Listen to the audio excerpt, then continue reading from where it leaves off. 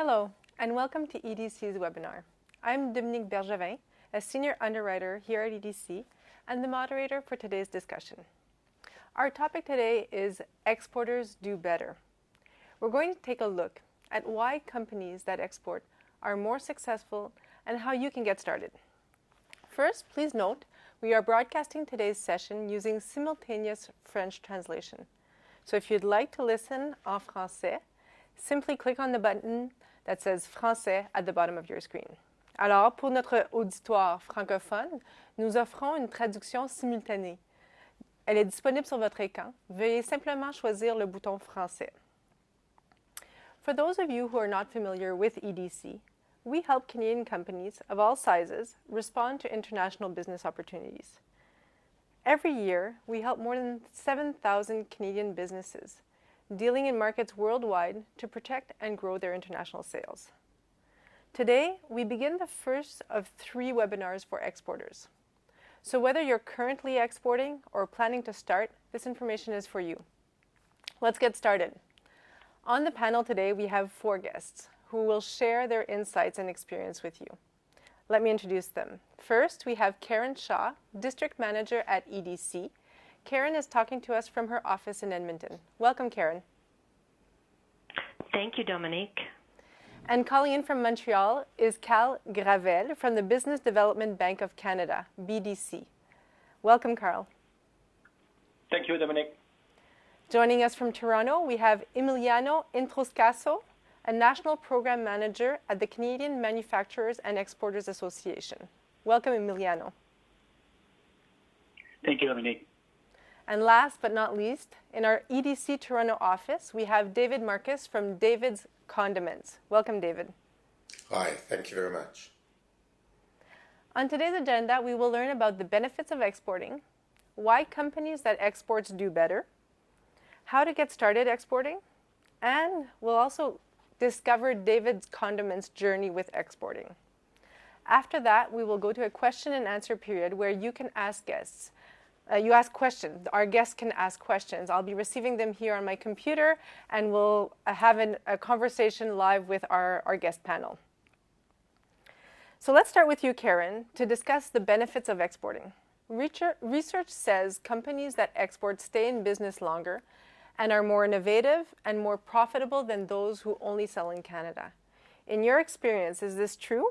And what are the benefits of going global? Thanks, Dominique. Yes, I do believe that's true. I've been working with exporters now for 25 plus years and have seen many cases of this.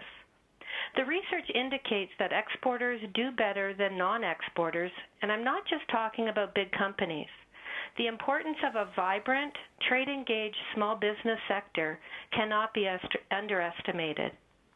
Overall, this research suggests that when compared with non-exporters, exporting companies tend to be, first, more productive and competitive because they are exposed to global best practices and diverse competition. It challenges them to excel. They're also faster growing with higher revenues, and they're more innovative. Exporters employ twice as many people, spend 6 times more on research and development, and have revenues of more than twice their domestic equivalents. They are driven by their knowledge of overseas markets and experiences as a global trader. Finally, they're less vulnerable to risk because they have a diversified customer, market, and supplier base. International market Sorry? That makes sense. It definitely makes sense to that diversification story is strong. Absolutely. International market diversification can help businesses better withstand economic shocks across geographic regions.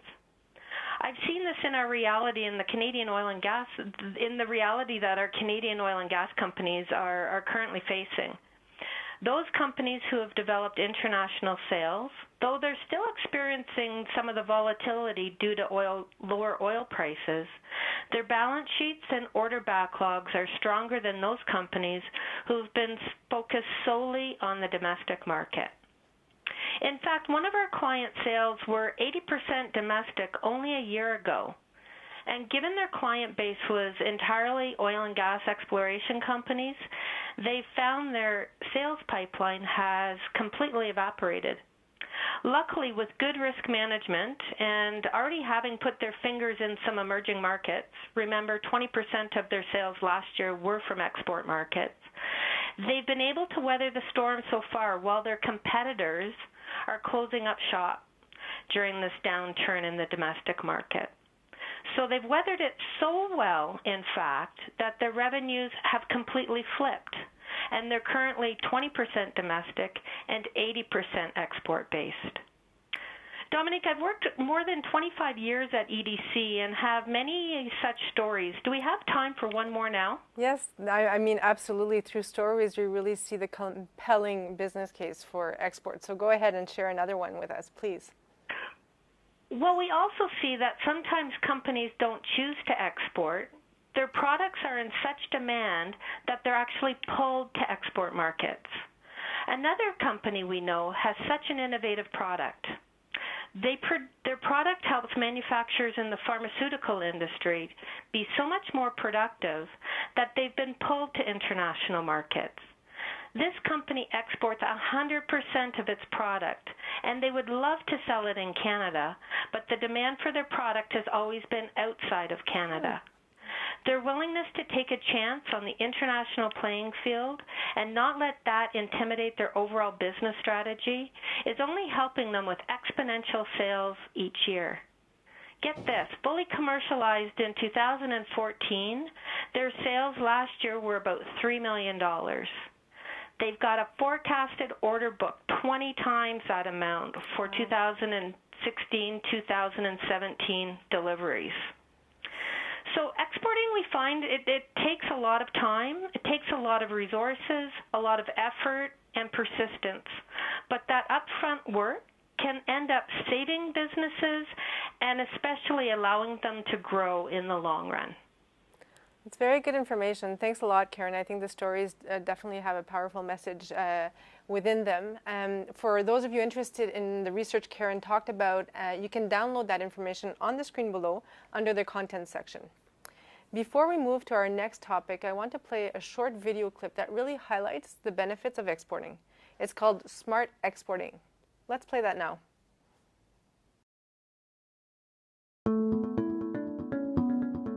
Let's start with something that's a surprise to most Canadian businesses. Exporting can actually reduce a company's risk of failure. You heard that right. Those who export stay in business longer. It's natural to want to stay close to what we all know well: our traditional customers, our local markets, our tried and tested ways of doing business. It's called a comfort zone, for good reason. But are we too comfortable? According to a new report from Deloitte, companies that focus only on their home markets may be limiting themselves to underperformance, growing more slowly, generating lower market returns, and facing higher risks. By contrast, venturing out into the world pushes businesses to specialize at what they do best. It drives them to scale, to become more efficient, and it gives them access to new processes, new technologies, and a deeper pool of talent. In short, the exposure gained by exporting makes exporters stronger, which boosts national productivity, competitiveness, and our continued prosperity. So, exporting equals improved business performance. But hold on. Only a very small number, 3.6% of Canadian businesses, export. What's keeping the rest of us at home? After all, those Canadian companies that join the global business environment are reaping the benefits of exporting every day in markets around the world. We call them smart exporters. How do they do it? Deloitte talked with 46 experienced Canadian exporters, senior executives, to gain their insights. What we discovered was a set of highly effective practices that make smart exporters so successful. They reflect, in order to adopt a global mindset and to narrow their value proposition into a clear, exportable advantage. They explore, learning about their target markets with in-depth research and conversations with other exporters. They promote themselves and their offerings, building trust and credibility. They localize. Becoming local players, they tailor their offerings to fit local requirements and put local representation in place. They protect. By starting small, doing due diligence, and vetting business partners, they reduce risk. They reinvent, continually transforming their businesses with new technology and fresh business knowledge. And they collaborate, working with their global partners to innovate and create new opportunities at home and around the globe. The linkage is clear. Increased international trade equals improved productivity for a business and for the country. Exporting creates firm value. Smart exporters enjoy faster growth, higher productivity, higher market returns. Exporting allows companies to focus on becoming more competitive while decreasing overall business risk. So, staying at home, in your comfort zone, isn't sounding like the safest place to be anymore. It is time for Canadian business leaders to move boldly and decisively into international markets, to become smart exporters. To learn more about smart exporting, visit productivity.deloitte.ca. That's really a good video to show us the value of exporting. And through the stories that we heard from Karen, we really have a better sense of what exporting can do for your company. Now let's talk about how to get started. To help us with this, we'll speak with Emiliano. Emiliano, first, can you tell us a bit about Canadian manufacturers and exporters? Definitely, Dominic. Thank you. So Canadian Manufacturers and Exporters is an industry trade association, and it was established back in 1871. We're the largest industry association in Canada. CME advocates for manufacturers and exporters who are looking to build a more competitive business environment, and we provide critical and timely intelligence, leadership through best practices, and the leveraging of all our networks for success. My role with CME in the Global Business Service Department includes handling all international and global business inquiries for our members, ranging from customs issues, international trade compliance, and supply chain management concerns. I like to call myself the trade captain, since one of the best things I do is to assist our members to navigate the complicated waters they need to face when taking their business global. Over the last 15 years, between manufacturing and exporting, I've dealt with international logistics trading between Canada, USA, Mexico, Italy, and China. As a certified international trade professional, one of my passions is to transfer some of the skills I've learned in this industry back to the manufacturing and export community that fuels this great nation. Great. Well, we're very lucky to have the trade captain on board with us for this webinar. Thanks. Over the years, I've spoken with many companies who have just started getting their feet wet with exporting. And the most common question, which you've probably heard often as well, Emiliano, is where do you start? What do you tell a company that asks you this question? Well, first thing is to make sure that they understand if they are export ready or not. And they need to know what are the expectations that the company has in regards to going global. So let's say they have never done this before, and this will be the very first time they're embarking in this venture. It is important for them to answer this question: why is it important for the organization to export? And sometimes this is the hardest part for a company, believe it or not. One of the things I see often is that the level of commitment must come from the top. And many times it is difficult to convince senior management that the global expansion is what's going to take their company to the next level. Some of the resistance many companies' executives are facing is the fact that the comfort level of dealing with the local market is just sufficient for them to keep operations going, like we saw in the video. So companies can gain more customers by going global. For example, if you leverage the extra manufacturing capacity or selling the excess stock in other markets, it's a great way to get in their feet wet. Mm-hmm. It's also important to know that the human resource aspect of this venture is time-consuming, and it is an important step for them to perform. A few weeks ago, I was assessing one of our members' companies, and through the process, I discovered that they had no staff that was proficient enough to handle the trade documents required for exports. And not having a handle on trade documentation can be very costly, since these international documents are legally binding documents that actually represent the goods declaration into an overseas market. Mm-hmm. Presenting the wrong documentation to authorities will mean that they might need to be reissued, and there's also delays that come with the errors, such as this one. So that affects the entire supply chain. Some of the questions, are important to answer are: do I need to hire a full-time employee to do this particular process? Do I invest in the training, current employees? Or should I maybe outsource this particular part of the international process? Questions such as this one have to be addressed early in the export readiness assessment that each company should be taking. And another area that must be considered is how sales are going to be addressed. Does a company have a proper website to receive inquiries? Is the website simple enough for global audiences to find it?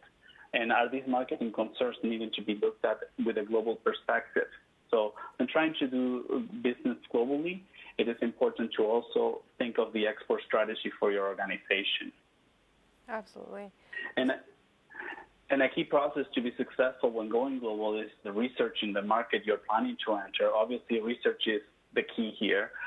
Sometimes it's not clear for the organization or when they need to be focused. So doing this particular process early enough is what would get you excited to take over the world. But in this process, you don't have to get too excited and trying to go to any, let's say, 20 markets at the same time. Because one thing I learned is that, you need to create a list of potential markets where your manufactured product can have potential sales. And then I would recommend that, if you think of maybe 6 markets, then you perform the SWOT analysis, the strengths, weaknesses, opportunities, and threats, as well as the political, economic, and social and technological analysis, also known as the PATH analysis. Look at the import opportunities of these countries and the compatibility with your products, find out if you have to modify your products, etc. And then once you look at this, you discard all but 2 markets. So really you're basing your decision on 2 markets, then that would be the best way to move yourself forward and go into an export market. As you decide the 2 markets that you want to go to, then you create an export plan for each of those markets. The export plan will be the guide that will serve as the company's roadmap, and it will help the organization to succeed. Export plans will contain enough information to support the company's commitment of going global, and it's very important to clarify that an export plan must be developed for each market and that they must not be used for other markets. Absolutely. There's a lot of great tangible advice that you've offered there, Emiliano. And I know that many companies that are at that juncture of wanting to start exporting have a lot of the questions that you've raised as well. And ultimately, I know that the CME offers courses and webinars that can help. Can you tell us a bit about the programs that CME is offering to answer these questions and to help with the planning that you've already alluded to? Definitely. Actually, over the last year, we have trained about 500 participants that have been taking the Export Success webinars put in by CME, and EDC has been promoting those as well, so thank you very much for that. And these webinars are focused on specific trade topics that I like to present in an easy way for any exporter to understand. We've done sessions on Incoterms, for example, or trade compliance. We have an upcoming webinar in cultural training, and so these are very, very popular with the audience, because they provide really good skills that they could use right away when thinking of going global. And through our offices across Canada, we also offer some training seminars that are in person, such as international trade finance. And we also have a group of participants pursuing the FIT skill certification that I'm currently coaching with our one-on-one mentoring training. Other resources that companies can leverage for their employees include the webinars, such as this one that you guys put in, published articles and blogs. I really enjoy reading the Export Wise articles. And it's very important that you also think of the best secret that is being kept by the Canadian government, which is the Trade Commissioner Service. If your company is export ready, you need to use these trade commissioners because they can represent you not only in Canada but also abroad. Absolutely. Those are all really good resources. Thank you, Emiliano. I hope our audience will check out CME's website to learn more and sign up for some of these webinars.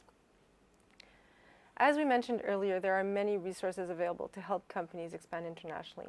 And once you've determined you're export ready, the next challenge is to find the right partner. Companies need to know they are not alone. Emiliano referenced many potential partners, and there are a lot of trade professionals and associations out there to work with. Another one is actually the Business Development Bank of Canada, the BDC. So let's bring Carl Gravel from the BDC into our conversation to hear his experiences in working with exporting companies. Welcome, Cal. First, can you tell us a bit about the Business Development Bank of Canada, the BDC? Sure. Thank you, Dominic. So we're BDC, the only bank dedicated exclusively to entrepreneurs. We offer flexible long-term financing, investment, and advisory services. Our sole mission is to support Canadian entrepreneurship with a focus on small and medium-sized businesses. We have about 30,000 clients, all SMEs, and more than 100 business centers across the country. For new exporters, we have different consulting and long-term financing solutions. And international expansion for us is very important because it makes our Canadian SMEs bigger, more competitive, innovative, and profitable. Absolutely. Thank you, Carl. And specifically, when a company is looking to start exporting, how does the BDC help? Well, first, let me tell you that I fully agree with Emiliano's points. Our experience tells us that new exporters especially need to assess their level of readiness and gaps before engaging in new markets. They also need to select the appropriate markets based on their capacities and also, obviously, on their industry trends. Finally, they certainly need to have a solid plan, including market research to enter the market. And in fact, our consulting solutions for international expansion are based on that approach. In terms of plan, I think it should certainly include financial aspects. I mean, venturing in new markets can be a major investment for an SME, and the impact on the cash flow should be assessed. It's a long-term investment, and the financial planning should cover the short, medium, and long-term financing requirements. Mm-hmm. In our case, we build financial models with our clients to make sure that not only the project will generate good returns, but also to assess the financing requirements, the capital needed over a few years. And partners such as chartered banks, BDC, EDC, can certainly help with these financing requirements, but it's important to estimate them over a certain period of time. I want certainly to reinforce the importance of having a plan when a company goes global, and that plan should cover different aspects: human resources, as Emiliano mentioned, financing, mode of entry, partners, identification, and so on. And that plan will not only ease the capacity to get support from partners in the market, but will be also a clear roadmap for a company's international expansion. Very, very good points, Carl. Thank you. Financing is key, I agree, in planning your export strategy. We spoke earlier about the importance of working with trade partners. In your experience, how do you see the role of partners in companies looking to expand? Well, I think that we're lucky in Canada to have such a strong ecosystem to support international expansion. There are partners here, but also abroad, Canadian assets, like we like to call it, in a lot of different countries. And companies should leverage them at different levels. I mean, federal, provincial, municipal, private partners, associations like CME.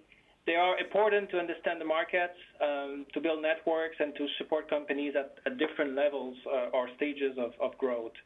I understand sometimes it might be difficult to navigate the ecosystem, especially for new exporters, but it's one of our roles as partners to connect them with the right organizations at the right moment. Absolutely. It sounds like an invitation for our participants to reach out to the BDC and to get some of that advice that you're alluding to. So for more information on how the BDC can help you, visit their website at www.bdc.ca. Now that we know why companies should export and how to start, let's hear from David to learn about his exporting experience. David, first, can you tell us about David's Condiments? Sure, and thank you for the opportunity. David's Condiments is 4.5 years old now, still a baby in the making. And but the background is I traveled the world, did financial restructuring, e-commerce, and the last thing I wanted to do when I came back on a Friday night was go to a restaurant or see a hotel. I lived out of a suitcase. And I was a typical barbecue guy, but I started to find cooking therapeutic. And I wanted some healthy, home-cooked comfort food if you want. And spent hours in the kitchen. And then through family issues, I lost my father through bypass surgery. My father-in-law had bypass complications. And most heart surgery recovery folk have to go on a low sodium, no salt diet post-surgery. And because we did a lot of the cooking for the family, we didn't want to say, Dad, here's your special meal. We changed our way of cooking so that it was compliant. And that was really the seed of developing salt-free, gluten-free GMO products, which is what my business is all about. And the family loved it. And friends said, you should bottle it, you should sell it out there. And I said, well, I'm going to keep my day job. I'm not going to do it. But after 3 years of pressure, I succumbed. And here we are 4.5 years later. We're in 1,000 stores in Canada, all the majors, and just started to export into the US. It's a very heartwarming story. Thank you, David. It sounds like a great start to your business. And now I understand that you've started exporting as well into the US. What made you decide to start crossing that Canadian border? Well, what's interesting, and as I tell people, it's not that I was a visionary or a genius about bringing to the market something that's healthy. Today, what's very much in vogue is healthy living, healthy eating, and huge emphasis on lowering the sodium content and sugar content of food. And what has happened over the years is people start to learn about my products, Americans coming to Canada, seeing my products, buying my products, starting to send me emails, where can I buy the products in the United States? The snowbirds going down to Florida, David, where can I buy your products? I was contacted by the largest dialysis foundation out of the Bay Area, California. They saw an article written up in Nutritional Action, which is a very large North American newsletter. Back page is thumbs up and thumbs down of products, and my products got the thumbs up. And so they contacted me and said, well, your products are perfect for our patients, dialysis, diabetic folk, can't have the sodium. And then I'm getting emails from folk in England, Australia, but I really thought that I should start south of the border, baby steps, be very strategic. You're not going to win the lottery ticket overnight, and that's where some companies make the mistake. They think, okay, well, there's the huge US market, I'm going to win that lotto ticket. Mm-hmm. So if we can connect this back to some of the comments or advice that we were getting from some of the other participants, such as creating a strategy and having a plan as you're entering into a new market. When you did enter into that U.S. market, can you talk to us a bit about how that strategic planning went for you? Yeah, well, looking at the United States, is the same way you can't look to the market in Canada. Quebec is different to Toronto, as Toronto is different to Vancouver. And so you can't look at the US market as one market. And what was really important as I was embarking upon it was to find the right partners, as was mentioned earlier. And one partner being EDC, who have been phenomenal in aiding me on the financing side, because that is really critical. You can get the orders, but you need to be able to execute, and you need to be able to finance the orders from the time you get the order, manufacture, ship, and then wait for payment.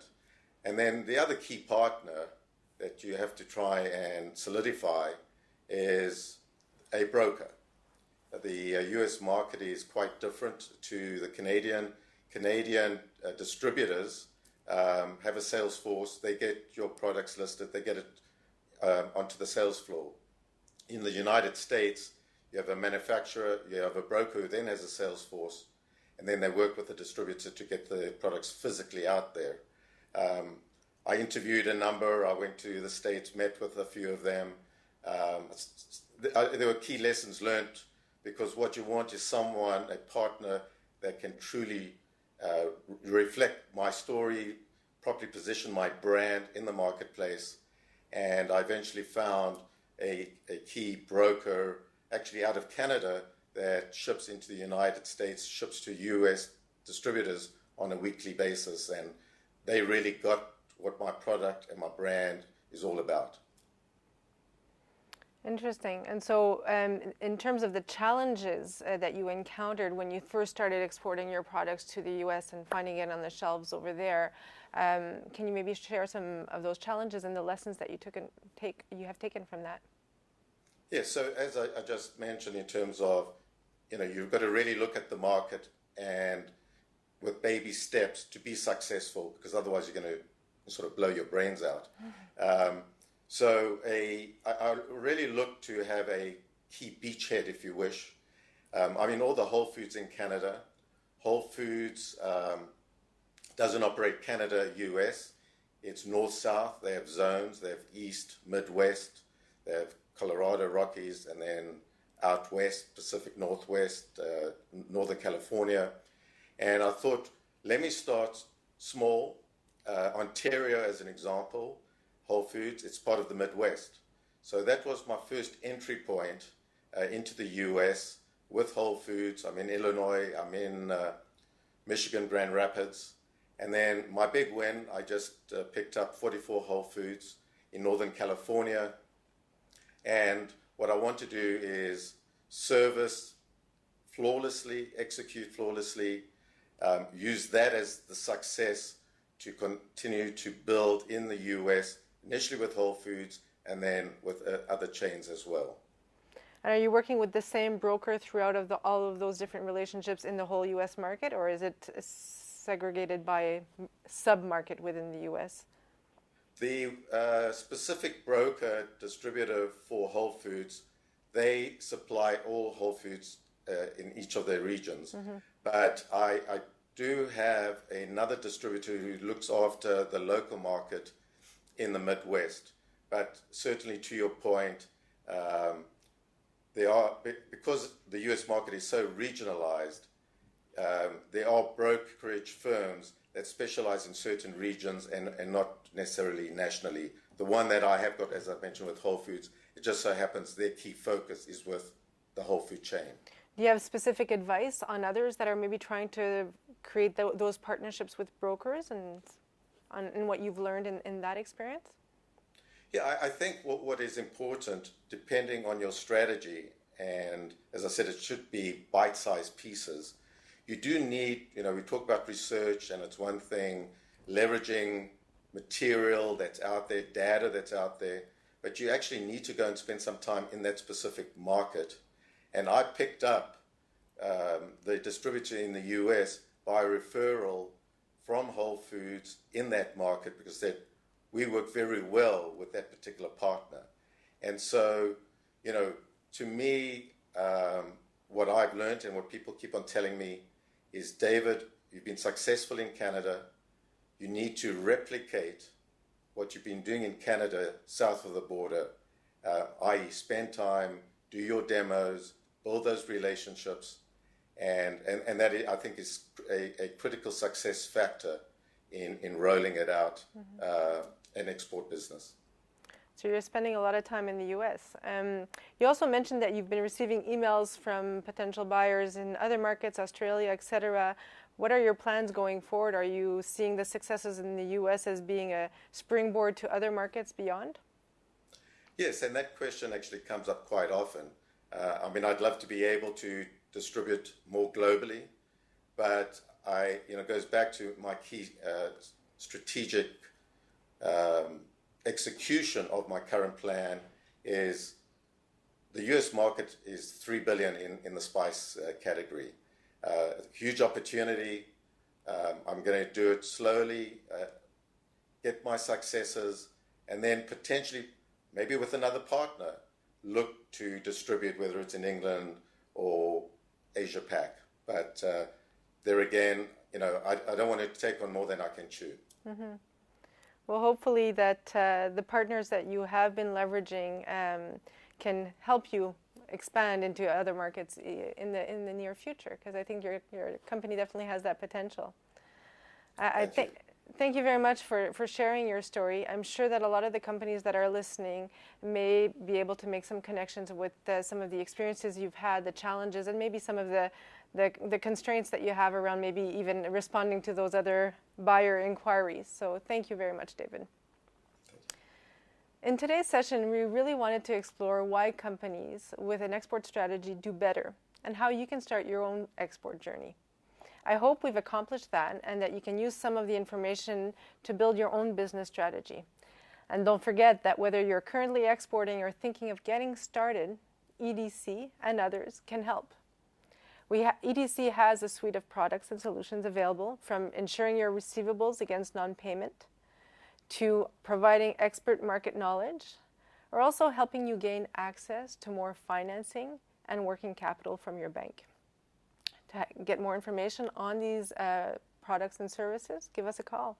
Our phone number is 1-800-229-0575. And you can speak to one of our knowledgeable staff members and ask your questions there. But at this point, we'll also have an opportunity to ask questions to our panel members, so the experts that have joined us for today's webinar. We'll try to squeeze as many questions as possible into the next 20 minutes or so. If you'd like to ask a question, please send us a note. Send us your question by clicking on the Q&A button at the lower left-hand side of your screen. So let's begin. I'll just have a quick look as to see if we've received anything.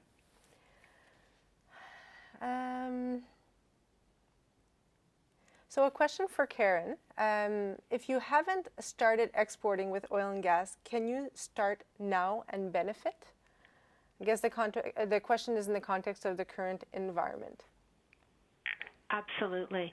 And there's no time like the present, as I like to say.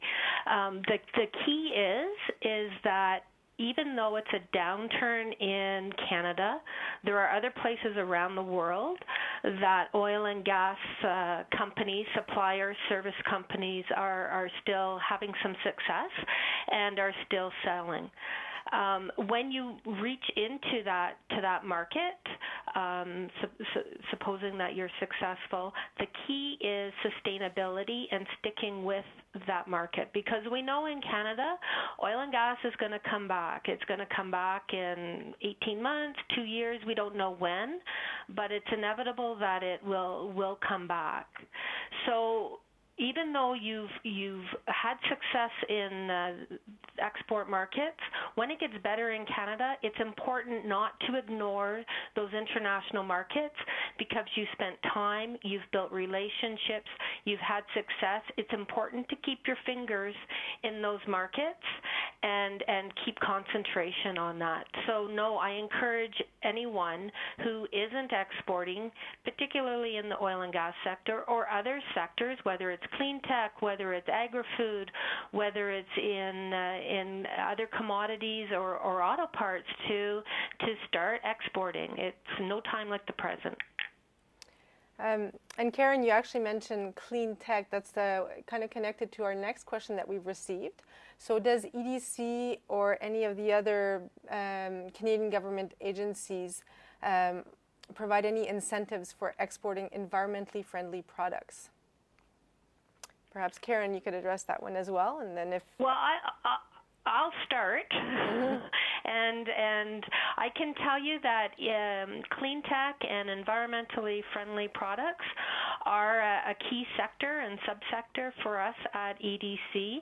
And although we don't have anything specific for that industry, it is a focus for us, and we do have, I have colleagues and people who are working at EDC to help Canadian companies reach those international markets, supporting them through connections with international buyers we may have through our offices around the world and across Canada, and supporting them with our financing and our insurance products. Absolutely. Does BDC have anything to add, Carl? Well, just maybe in the same line, we don't have specific solutions for clean tech, but we all know that it's a growing industry in many countries around the world, and it is certainly eligible to our services in both consulting and financing. And we have, especially on the financing side, we have capacity to finance intangibles, to expand in new markets. So that's certainly an industry that could benefit from these type of financing. Excellent. Carl, I have a specific question for you coming from the audience here. Does the BDC work with private banks for the loans that you issue? Well, we do work with chartered banks or private banks. It depends on it's a case by case, I guess, situation. We are encouraged to work with private banks, so we do those split sharing a loan with them. But if for any reasons, the private banks is not interested in doing that type of financing, or we can do a bit different, or we can do more, well, we can also do it on our own and directly fund the loan. Okay, thank you. I have a question here with regards to whether there exists a search system or supplier database to find the proper supplier that meets the inquiries of international buyers. Perhaps, Emiliano, you could try to address this question. I know that you might have some knowledge on that. Yes, definitely. We actually have EnterpriseCanadaNetwork.com, which is a site that allows, that has a lot of opportunity profiles there for different service providers, manufacturers, all around the world. So this is a particular site that allows you, if you're looking for export opportunities, this will be the first place you should go. So just, can you repeat that website? Enterprise? Yes, it's EnterpriseCanadaNetwork.com. Thank you. Yeah, that sounds like a very interesting source of supplier information. Maybe you can... Yes, and also opportunities for companies that would like to distribute products here in Canada as well. So a good place to do both import and export. Excellent. Great. Thank you. The next question, can you help us on sourcing the manufacturing or exporters of certain industries? Which perhaps connects a bit to what you were saying already, Emilio. Do you have anything to add? Yes, definitely. Give us a call to CME. I will be able to assist on that, as well as we do matchmaking with our different shows that we put together in Canada. So definitely we could help companies achieve other suppliers as well. Excellent. Can you inform who are those distributors and what are they asking for doing business?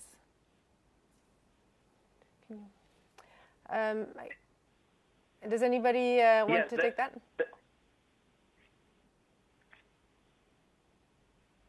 Distributors sometimes could be in different markets or sectors, so it all depends on which sector you're trying to deal with. As a company, you're focusing hopefully on one specific sector, and as I mentioned on the site, you can search by sector, by type of opportunity if you want to export or import.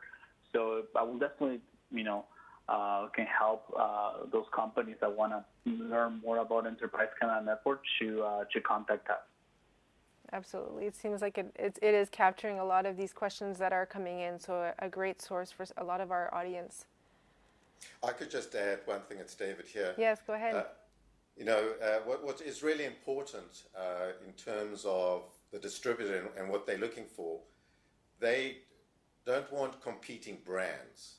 And so you've got to focus in on the specific distributor that specializes in your category, be it in the supermarket sector, and then look at, like, I obviously fit into the health category, organic, natural, and so you want a distributor that specializes in those categories, and then you need to look at what other brands they carry, and a distributor will take you on if you've got a compelling proposition and a differentiator, because at the end of the day, they want volume. They want products that they can sell to their customers. Great. Dominique, it's Karen. Could I add something to that? Absolutely. I just wanted to the exporters and to the companies who want to export, and I guess it's maybe even in Canada, if you're just selling in Canada even, it's really important to know what your value proposition is. And when you're going in front of international distributors, international buyers, it's really important that you know what your company is really good at. And it may not be that you want to export everything that you produce, but pick what would differentiate you into that market and really be able, whoever is representing your company internationally, that person really needs to understand, believe, and be able to tell the story on the company and the product and what differentiates you and what value you bring to your potential customer. That's great advice. Thank you. There's a question for Emiliano. Is there a particular industry or type of business you particularly help? Or is the CME open to all businesses, including small businesses? We focus with manufacturers and medium and medium companies, companies that are looking to get their feet wet and start exporting. So in terms of the training, we focus with anybody, and as well as for people that are members of our organization, we also connect them with particular government agencies when they need help. And we make sure that any inquiry that comes to our help desk is answered and that is addressed to a particular either agency or service provider that we could deal with, so that the companies can export or grow their business. Okay, excellent. And actually, talking about the government agencies in which the CME helps makes those connections. There's somebody wanting to know a bit more about the trade commissioners or trade partners that you were speaking of earlier. So if you can, either yourself or Carl, both of you spoke about it, if you could give us a bit more information on how these trade commissioners can help. Can they help identifying client lists, as an example that was raised here in the question? Sure, I can definitely talk about a trade commissioner. We have actually a trade commissioner embedded in our office, which is great because I can just run to her and ask the questions myself. Trade commissioners are a great resource. They will help you or your company once it's export ready to move forward when you're moving product abroad. So let's say you need to check on a particular supplier in another country. Having the trade commissioner sort of assist you along the way, it's a great way to have that Canadian representation. So sometimes you don't even need to actually travel to that country where the Canadian trade commissioner could actually be a representative of your company. They will not be signing your contracts, obviously, but they could be a good way to vet companies, let's say, that you want to deal with. I'm sure Carl has more to add to that. Yeah, well, I fully agree that the trade commissioners are great assets for Canadian businesses. I mean, they're located in almost every country around the world. They have local people that understand the cultures, the way of doing business in that particular market, the supply chain of that market. And one of the key things when you want to enter a market, I guess, is to find the right partners and select the right partners for the right reasons, as David mentioned earlier. And these people, based in different markets, oftentimes will be able to connect you with some people, some potential partners that could be essential to your success in that market. Mm-hmm. And perhaps, David, you could add, have you leveraged the Trade Commissioner service in your first export in the U.S.? Have they been useful to you? I haven't to date. Just in terms of my process, as I mentioned, just really working closely with the customers like Whole Foods that I know well, and I've developed a relationship, and it's through them that they've guided me in their particular markets how to be successful. Mm-hmm. I guess in your case, it was because you had a clear client in your view of who you were targeting, and you were working directly with them. But in cases where that end client is not as clear, it would be of greater value, or potentially as you start exploring other markets beyond the U.S., you might leverage the Trade Commissioner services more. Absolutely, yeah. I think I had a question here. One question for David, again, specifically wanting to know how EDC helped in developing your relationship with your bank, if at all. That was absolutely critical. My bank is TD Bank. The important thing in the process was for me to go to TD and share with them what I was intending to do, share my business plan, and that I had started discussions through research with EDC. And then, because I had asked TD to go to EDC, that commenced the process. But I will tell you, and I'm sure I'm a case study, because normally there's a long process. I cannot express how impressed I was in the time from meeting with the EDC. They came to my facility. I took them on a tour, connecting them with the right people at TD Commercial, to actually having an arrangement documented. It must be a world record. Oh, that's great to hear. Karen, do you have anything to add to David's great comments about EDC? No, thank you. Banks are a key partner for EDC, and it's the way that we try to help Canadian companies get access to working capital. And often companies who are just starting to export, they'll get a contract, and it may be in a market that the bank isn't comfortable providing financing on the receivable or recognizing the receivable. It may require additional working capital, WIP financing. It's just a way that if we can give the bank some extra comfort and work with the bank, ideally, and that's the best way to go, and I'm really glad to see that it went fast for David, because that's our goal, is to get these turned around quickly, so that not to impede with Canadian companies' business and trying to do more business. Absolutely. Thanks, Karen. I'd like to add 2 points, because I think it is critical.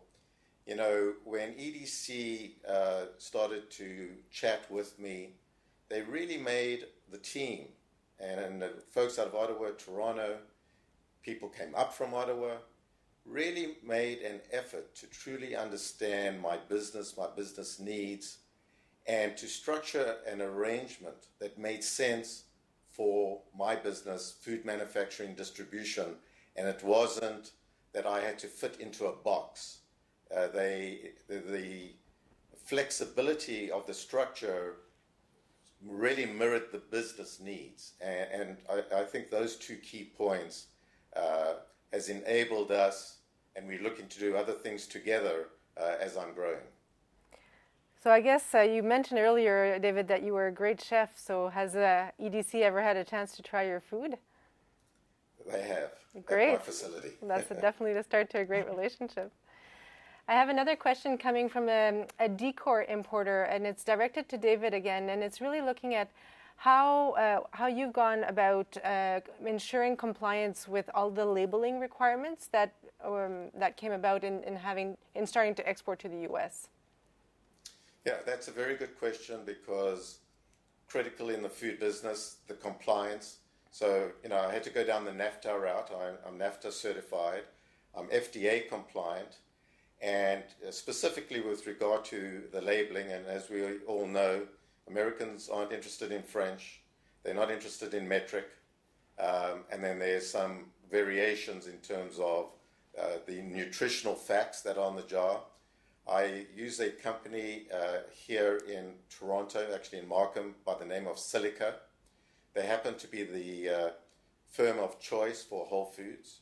And working with Silica, because they're North America wide, I was able to get them to provide me with US compliant, FDA compliant nutritional facts to go on my label. So I have Canadian labels and I have US labels. Excellent, thank you.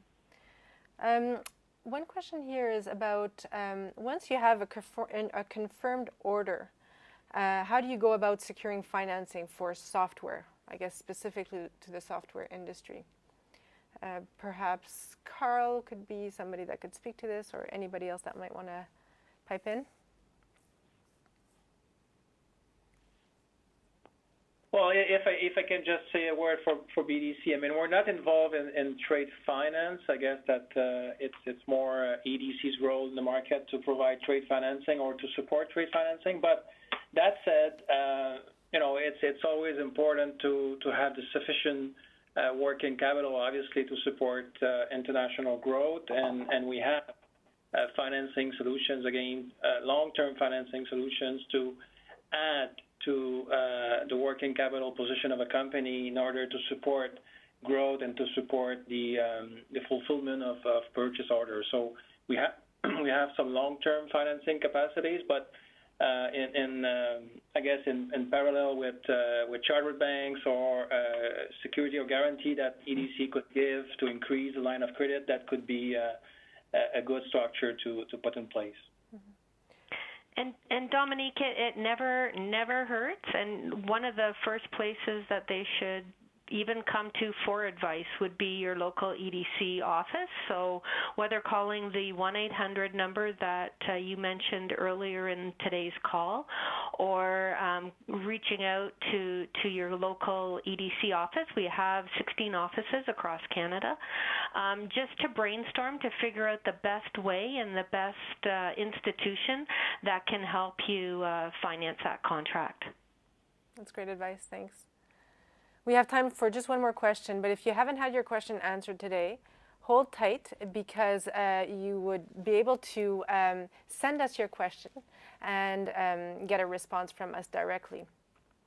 So there's a few questions here, but I'll just choose one.